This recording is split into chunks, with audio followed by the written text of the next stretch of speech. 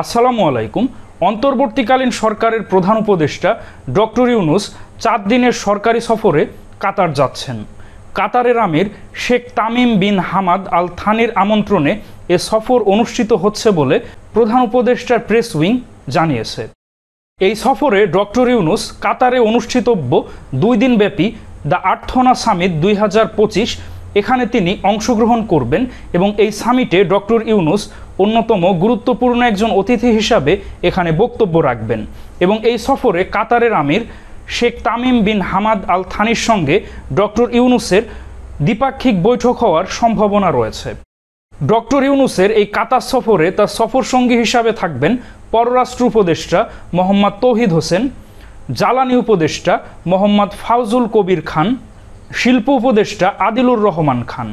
পররাষ্ট্র মন্ত্রণালয়ের সূত্র হতে জানা গিয়েছে যে আগামী 23 অথবা 24 এপ্রিল প্রধান উপদেষ্টা ডক্টর ইউনূসের সঙ্গে কাতারের আমিরের দ্বিপাক্ষিক বৈঠক হওয়ার সম্ভাবনা রয়েছে এবং সেই অনুযায়ী প্রস্তুতি চলছে।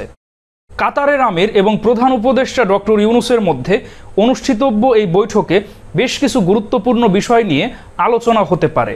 তার মধ্যে অন্যতম হল বাংলাদেশ হতে কাতারে জনশক্তি রপ্তানি, কাতার হতে এলএনজি আমদানি, কাতার এবং বাংলাদেশের মধ্যে ব্যবসা বাণিজ্যের সম্পর্ক আরও বৃদ্ধি করা, প্রতিরক্ষা সহযোগিতা বৃদ্ধি করা এবং কাতারে অবস্থিত বাংলাদেশি প্রবাসীদের সুযোগ সুবিধা ইত্যাদি বিষয় নিয়েও আলোচনা হতে পারে।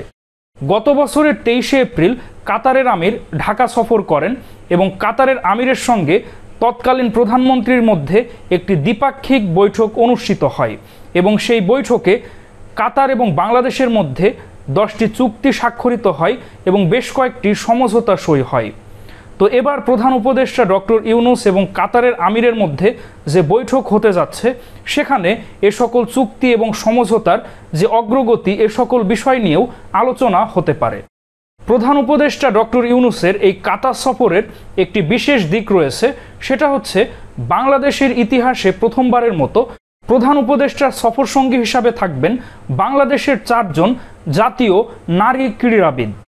তো বিশ্লেষকেরা মনে করছেন প্রধান উপদেষ্টা ডক্টর ইউনূসের এই কাতার সফরের মাধ্যমে বাংলাদেশ এবং কাতারের মধ্যকার যে দ্বিপাক্ষিক সম্পর্ক এটা আরও শক্তিশালী হবে। তো দর্শক মণ্ডলী, প্রধান উপদেষ্টা ডক্টর ইউনূসের এই কাতার সফর সম্পর্কে আপনাদের কি অভিমত অবশ্যই কমেন্টে জানান।